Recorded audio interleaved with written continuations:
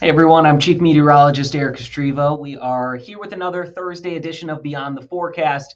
We're going to talk about lightning today, lightning safety, and it is a good time to do the topic after we've had several rounds of showers and storms this week. We've got another area of activity trying its best to develop right now, which will show you on radar here momentarily. Then we'll take you through some of the statistics about lightning, some of the myths, and the actual facts about lightning, how you can stay safe. And also, we'll talk about heat lightning. I know that's always been an interesting topic of conversation. What is heat lightning? Does it exist? What exactly goes on when we talk about heat lightning? So we'll dive into all of that here today. We'll take you through your forecast, of course, show you the 7 day, and let you know when we will get out of this hot, humid, and active pattern that we have been stuck in here recently. So I'm going to put on the radar because it is very active out there currently. We're starting in our southern communities, closer to Interstate 69. This is where a lot of the activity is right now. You can see it just kind of hanging around, hovering. The storm's not moving a whole lot,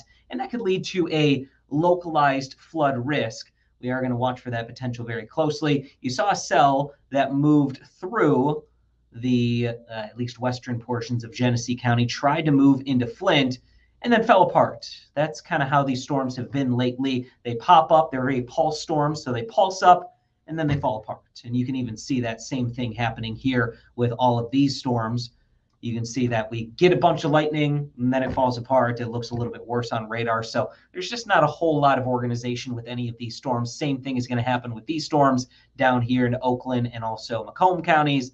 Those will be falling apart here very quickly. As we go further to the north, we do have a couple heavier rain showers that are happening into Huron County. It's really about it. Potentially some drizzle or mist that could be ongoing here into our central communities, and the same thing across the north, just some of these bouts of heavier rain involved with that. With these pulse storms, they go up very quickly, can produce a lot of lightning, then they fall apart. It's the lightning that we are most concerned with when it comes to these types of storms because they're not likely to turn severe. So the most dangerous thing that would be coming out of these storms is the lightning. And if you are stuck in a storm outside, you put yourself at risk of potentially being struck by lightning, whether you're fishing on the beach, you are camping, farming, boating. All of these activities put you at an increased risk of being struck. Now, the odds of being struck are very low. So, we don't want to scare anybody that this is going to happen every single time you're caught in a thunderstorm. Very rarely do we hear about lightning strikes impacting any of us, but on average, we see about 20 deaths because of lightning each year. So we always want to make sure you are safe. If you're doing anything outside, make sure you get into a sturdy shelter with a roof. If the only option is a car, that can also keep you safe, but you never want to be outside. You never want to be under a tree, let's say you're in the park and you want to get under that shelter that's open on all sides, has the picnic tables in there. You never want to be there either because lightning can strike at an angle. It can travel through the ground. It's just not a good situation to put yourself in, being outside with some of these lightning fatalities, which can happen pretty much with whatever you may be doing. Now we want to talk about excuse me, I just lost my train of thought. Heat lightning. Was about to say thunder lightning. That doesn't make any sense. But heat lightning is what I want to discuss right now, which is actually lightning that you're not going to hear the thunder with because it's so far away. You can see the lightning because speed of light is so much faster than the speed of sound. So whenever we see that flash of light, it hits your eyes. But of course, the further away that it gets, you're not going to see it as effectively because then it's a little bit lower on the horizon, a little bit too far off. But you can see tens of miles into the distance and see that lightning popping up in the thunder clouds that are well off into the distance, maybe in a different county. But what you're not going to see or hear, more particularly, is the thunder because, as you can see, the thunder from that flash of lightning travels about a mile every 5 seconds or so. So we see that, if you count 1 Mississippi, 2 Mississippi, 3 Mississippi, 4 Mississippi, 5 Mississippi, after you hear the thunder, and then after you see the lightning, should I say, and then you hear the thunder, it is about a mile away. And lightning can strike several miles away. So you never want to put yourself at risk with that. So if you're hearing thunder, lightning can strike you. If you're not hearing the thunder, it's likely too far away for you to be at risk. But as you can see, speed of thunder in 40 degrees, it's about 747 miles per hour. And then as you get a little bit hotter, travels a little bit more effectively. The air is less dense. Of course, the air is denser when it's colder. Now, the time it takes to go a mile is, again, about 4.82 seconds in 40-degree temperatures, 4.64 seconds. So about 4 to 5 seconds when it comes to hearing the thunder from that lightning. Now, as it gets a little bit further away, several miles away, that sound dissipates. It's going to hit the ground. It's going to get at least muddled and mitigated by everything around the thunderstorm. Even just the air will mitigate that thunder quite a bit, just as that sound is moving through the air. Of course, it's going to interact with particles in the air.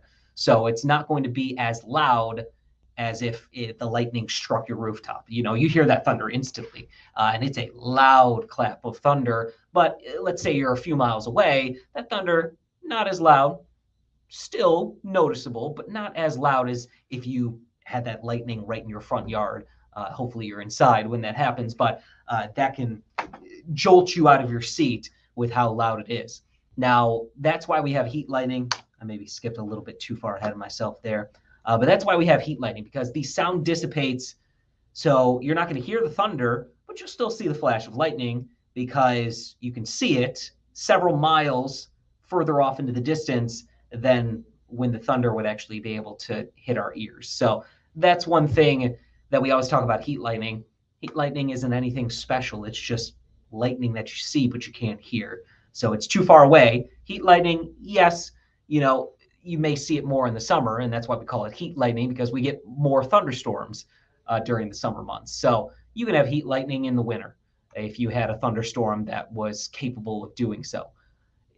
Doesn't necessarily mean it's heat related, but of course, the hotter it gets, the better chance you have of these thunderstorms. So that's why we call it heat lightning. You can't hear it, but you can see it. And that's because you're so far away from the storm, you can't hear the thunder, but you can still see the lightning because of how fast those two move.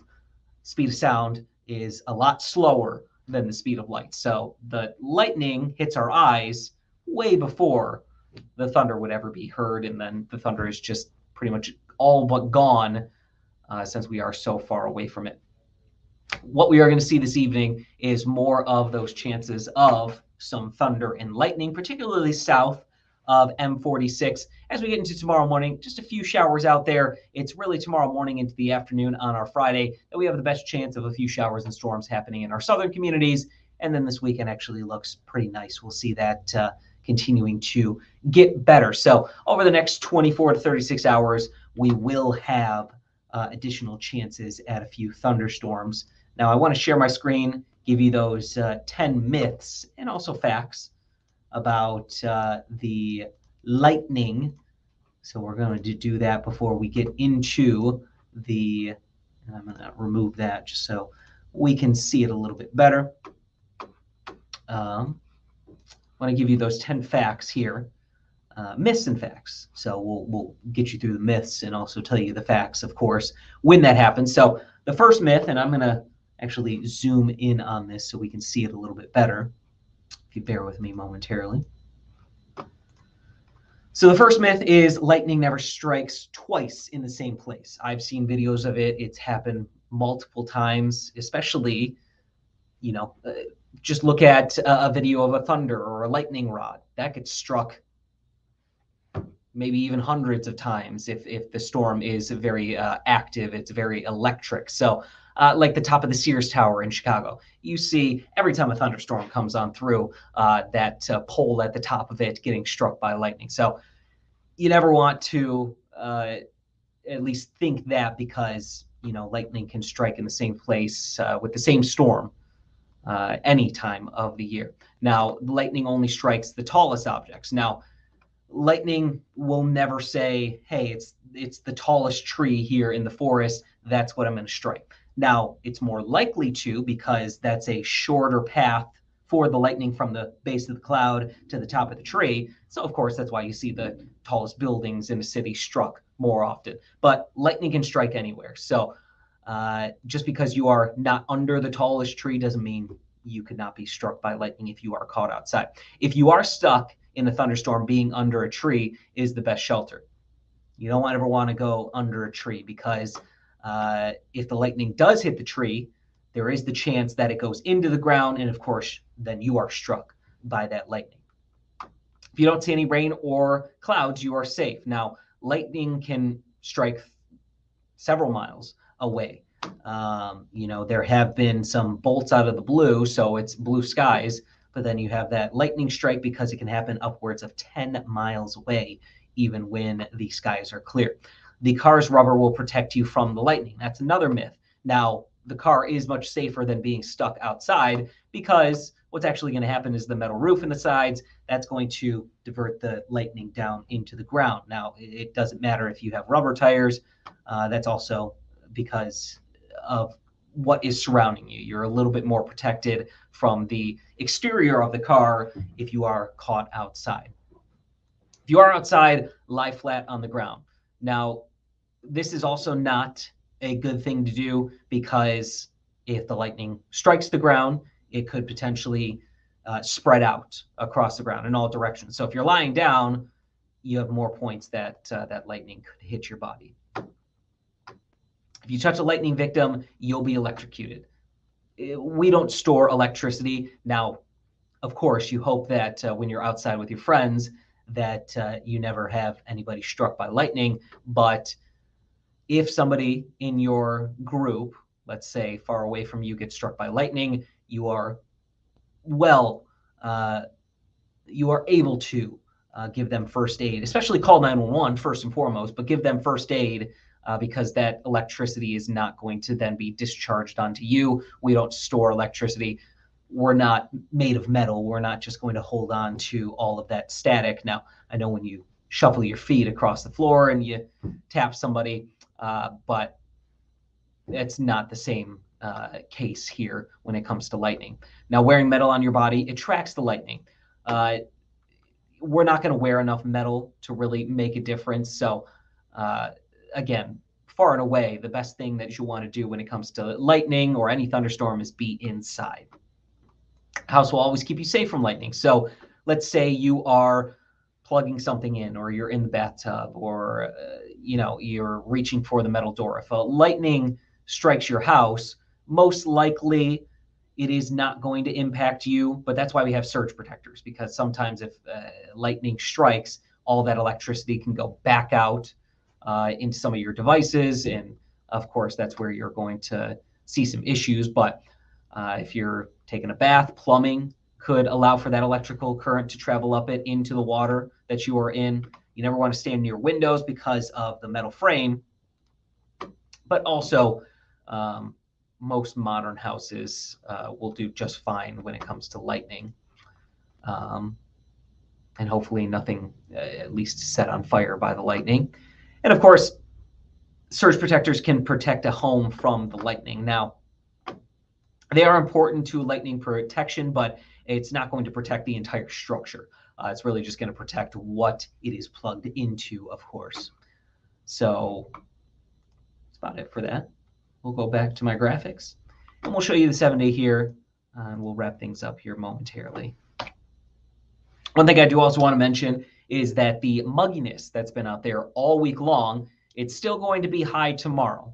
We'll still feel a lot of that tropical humidity in the area. Gets better into our Saturday, then much better on Sunday, and then we're far and away removed from that higher humidity. We're more in the pleasant category for the muggy meter Monday, Tuesday, into Wednesday. For tomorrow's highs, we are going to see the coolest conditions happening here from about Bay City, St. Charles, Saginaw, points to the east and to the south.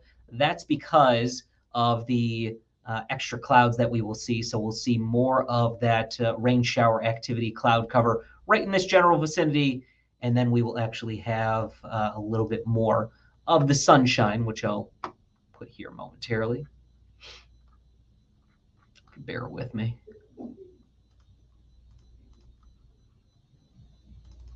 So we'll have more of that sunshine right up in here with where I circled, having a better chance of the clouds, the showers and storms to keep us on the cooler side. So the warmest conditions will actually be, US 127 up to about US 55, US 10, M55, that region, that corridor, will see the warmest conditions tomorrow. All of us will still be stuck in the humidity. Here's that 7-day forecast. I'll leave it up there. If you are going to be voting on Tuesday, it could be a rainy and at times stormy day. So we want to make sure you are aware of that. Wherever you may be going to vote on our Tuesday, just be aware that it could be slower and not the greatest conditions outside if you have to stand outside. So bring the umbrella. And if it's storming, hopefully they let everyone inside to be safe. I'll leave this up. That'll wrap it up for this edition of Beyond the Forecast. We'll be back next week on Thursday here at 7:30. Thank you for joining me.